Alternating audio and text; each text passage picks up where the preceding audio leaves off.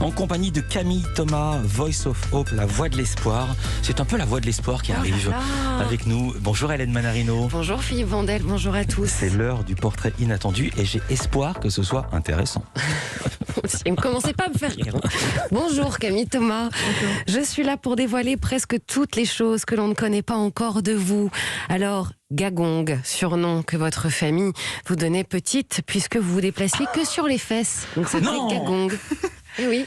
Mais comment vous savez ça? Votre chambre, enfant, était une véritable chambre de princesse. Il y a baldaquin, porte-bijoux, robe. Alors je vous propose d'entrer ce matin dans votre monde féerique et merveilleux.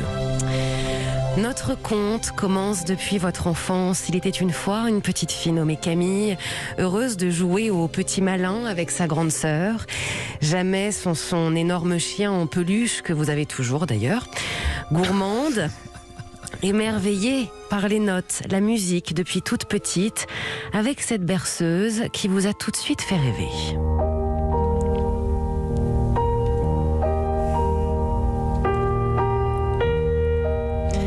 Berceuse de Brahms, évidemment. La magie opérait pour vous dès l'âge de 4 ans avec Monsieur Burgos, votre premier professeur de violoncelle.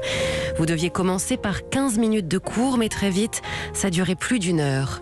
Bercé au rythme des chansons des artistes préférés de vos parents, Brel, Barbara, Piaf, mais aussi Nina Simone, vous partiez chaque été en vacances, en voiture. Rien n'était planifié. Votre papa avait l'habitude de dire « Allez hop, on part demain ». Et c'était parti, tout le monde dans le combi Volkswagen bleu que vous nommiez Totorine pour la grande aventure. On imagine Scooby-Doo. Je le vois trop, le combi Volkswagen. Il fallait surtout caser votre violoncelle dans le coffre, Camille, évidemment. Vous ne saviez pas où vous alliez dormir, parfois c'était dans la voiture, et vous aviez l'habitude de casser une corde de votre violoncelle sur le premier lieu de vacances, sauf que c'était au milieu de rien, donc c'était très compliqué pour vous de trouver. Alors Camille, votre royaume familial a toujours été très précieux, du rituel du dimanche soir, c'est-à-dire déplacer la télé dans le salon, installer des couettes et regarder la télé. C'est incroyable. Elle n'en revient pas, Ça vous laisse sans voix. Je vais avoir une petite larme. Rituel que vous avez gardé d'ailleurs à vos constructions de cabanes chez vos grands-parents à l'est dans les Ardennes belges, en passant par vos déjeuners avec votre grand-mère que vous appeliez Bonne Mamie. Votre source d'inspiration, la musique, tout était organisé pour cela. Cours le matin et musique l'après-midi. Pour vos parents, l'école, ça passait après, il faut le dire. Votre maman acceptait même que vous séchiez les cours pour le violoncelle. Votre papa vous faisait faire vos devoirs le matin même sur le chemin de l'école, dans la voiture. Vos émotions ont toujours été très fortes grâce à la musique. D'ailleurs, votre premier gros chagrin, c'est quand vous êtes allé voir un spectacle de musique classique. Vous aviez pleuré car les violoncelles jouaient moins que les violons. Non, c'est vrai? Oui. C'est magnifique. Mais ma maman m'a répondu que les violoncelles, c'était la racine, c'était l'arbre de l'orchestre. Donc ça vous a consolé. Entière passionnée, vous vous laissiez guider finalement quand votre maman vous disait « Je t'emmène voir un spectacle drôle ». Vous riez avant même que le spectacle commençait car vous saviez que ça allait être drôle. Mais vous êtes comme ça, Camille Thomas, enjouée, joyeuse, surtout quand il s'agit d'imiter un célèbre groupe au collège avec vos copines. Ça, j'ai reconnu. Les Spice Girls, évidemment, qui ne l'a pas fait?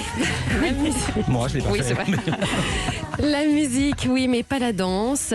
D'ailleurs, petite, lors d'un spectacle de fin d'année, vos parents étaient venus vous voir, très fiers de voir leur fille danser, sauf que dans le spectacle, vous traversiez une fois la scène. C'est tout. Aventure épique, parfois, comme à la maîtrise de Radio France, où vous avez fait tomber le piano pendant un cache-cache. Non, comment c'est possible? Vous ne me raconterez pas comment on fait tomber un piano, j'aimerais bien savoir. Ou quand vous êtes parti à Berlin avec votre maman, vous êtes parti en train et votre papa a mis du temps à prendre les billets et vous lui disiez il n'y aura plus de place. Et il vous répondait ne t'inquiète pas, quand le train est plein, il rajoute des wagons. Alors Camille Thomas, parlons des choses qui vous enchantent, votre monde aujourd'hui, vos exercices de respiration, le fait de dormir, la fenêtre ouverte évidemment. Non. Vous mangez également de tout, les crêpes, oui, vous cuisinez aussi très très vite. Alors Camille Thomas, la beauté du monde vous inspire, vous aimez prendre de la hauteur, admirer, vous voyagez souvent en faisant vos valises au dernier moment, en oubliant toujours plein de choses, en oubliant aussi des choses dans l'hôtel. Vous avez même oublié un jour votre valise dans les toilettes de l'aéroport. Et oui, vous avez appelé l'équipe l'équipage, ils vous ont dit votre valise reste là, vous la récupérez à votre retour. C'est ce que vous avez fait.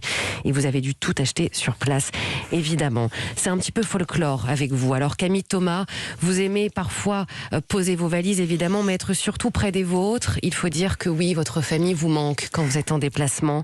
Enchanter la vie de votre entourage, vous aimez ça, comme les faire rire avec ce nouveau jeu, remplacer la première lettre de chaque mot par la lettre N. Compliqué.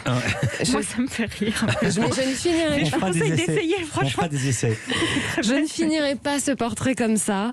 Camille Thomas, la magie a opéré dans votre vie un destin tout tracé, merveilleux, féerique, qui enchante celles et ceux qui vous écoutent. Merci beaucoup, Hélène Nanarino. Merci, Noku. Merci, Noku, Nilit, Nandel. Ouais, voilà. Pas mal. Nilip. Ça m'a énormément delu. Vous étiez très très ému. Merci beaucoup. Hein, vous avez la petite larme. Ah oui, non, mais je m'y attendais pas du tout. Ouais. Qu'est-ce qui vous a le plus surpris dans les récits ? Je crois que l'optimisme dont on rajoute les wagons, c'est vrai que c'est quelque chose qui est ancré.